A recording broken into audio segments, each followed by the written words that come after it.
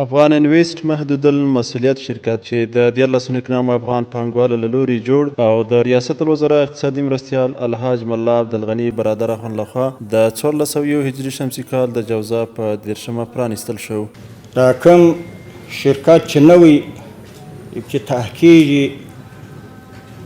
چې دا اسامي شرکت ورته ویل کیږي چې ټول ګډون پکې کوي، د دې یو ګټه خو باید دا ده چې الحمدلله په دې کې هر قوم شرکت کوي.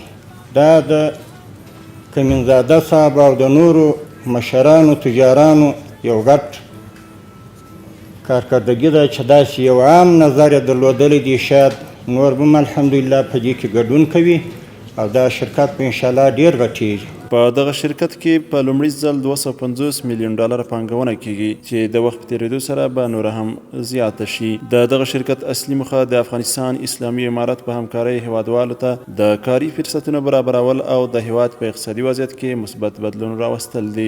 دغه شرکت په 4 سکتورونو کې کار کوي چې عبارت دي له کانونو، انرژۍ، زراعت او ساختماني سکتورونو څخه. د کانونو په برخه کې هڅه کوي چې د خپل هیواد کانونه په معیاري او د پرمختللې ټکنالوژۍ پر مټ استخراج کړي ترڅو د بې ځایه ضایعاتو مخه ونیول شي. همدارنګه هڅه کوي له ډبرو سکرو څخه د هیواد د اړتیا وړ برېښنا تولید کړي ترڅو په هیواد کې د وارداتي برېښنا اندازه راکمه او سلګونه میلیونه ډالر چې هر کال د برېښنا له اړخه نورو هیوادونو ته ورکول کیږي په خپل هیواد کې د اقتصادي پرمختګ او کاري فرصتونو د ایجاد په برخه کې مصرف کړي. د زراعت په برخه کې هم پلان لري چې پانګونه وکړي او خپل هیوادوالو ته د کار زمینه برابره کړي، ځکه په لنډ مهال کې اړتیا ده چې د زراعت په سکتورونو کې پانګونه وشي ترڅو وکولای شو په کم وخت کې په زیاته اندازه کاري فرصتونه رامنځته کړو. همدارنګه د ساختماني کارونو په برخه کې هم پلان لري چې په راتلونکي کې پر پلونو، پلچکونو، بندونو او داسې نورو برخو کې پانګونه وکړي.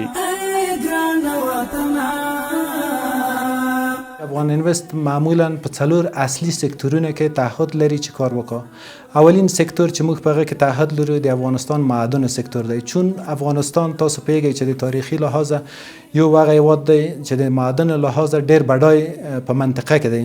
نو موږ یو عمومي یو اساسي کلیدي هدف دا دی چې د افغانستان معدن په معیاري او د منطقه‌ای او بین المللي سټنډردونو په نظر نیولو کې پروسس کوو. دوهم هدف موږ د انرژي سکتور دی. تاسو پوهیږئ چې افغانستان تر اوسه پورې متاسفانه د انرژي په سکتور کې ښه وده نه ده کړې. موږ اکثریت انرژي د همسایه ملکونو طرفه د ډېر غټ مبلغ په بدل کې تامینېږي.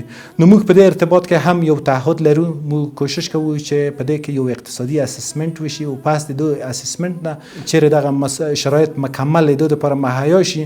نو موږ پلان دا دی چې د افغانستان د سنگ زغال د معادن په ارتباط باندې د برق انرژي تولید کو. په دې ارتباط باندې موږ خپل مقدماتي سروې یا مطالعات شروع کړي دي.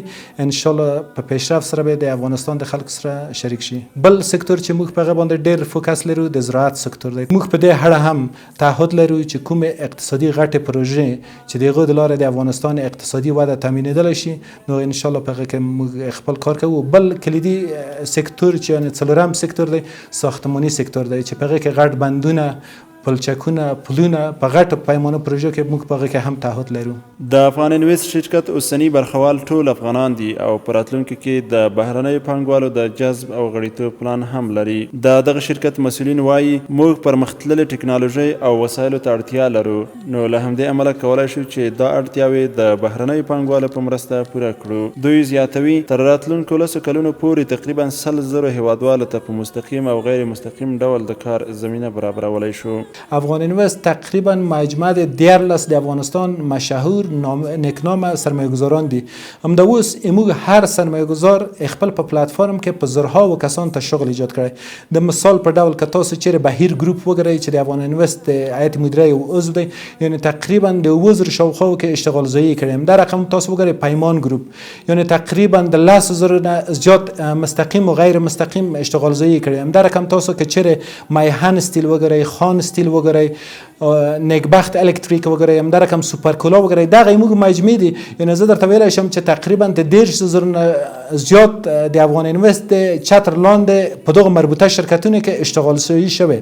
خو ولې کلیدي ځواب چې زه ورکوم هغه دا دی موږ کوم اقتصادي اسسمنټ چې کړی په لاسو راتلونکو کالونو کې موږ په مستقیم غیر مستقیم ډول کومې پروژې چې خپل په پلان کې داخله کړي دغه د بهره بردارۍ سره سم تر 70,000 نه نیولې تر 1 لک پورې موږ د افغانستان وګړو ته اشتغالزایی زمینه برابرولی شو.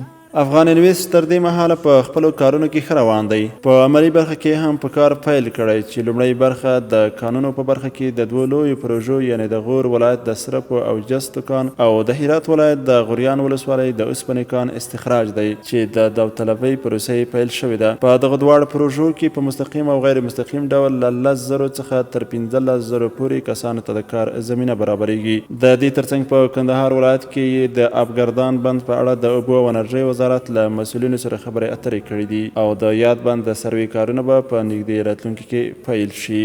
د افغان انویست د کارونو پیشرفت په ارتباط ویم چې موږ دوه ډوله کارونه لرو. یو هغه کارونه چې معمولا سافت لکه پلان دی، موږ اساسنامه دی، موږ خپل پروسیجرونه وو چې په دې کې خوشبختانه موږ په اول میاشت کې ټول کارونه مرسه په ډېر کامیابۍ سره سرته ورسول، با وجود چې موږ د امارت اسلامي پالیسي موجوده قوانین او بل د منطقوي وضعیت تحلیل مو درلوده.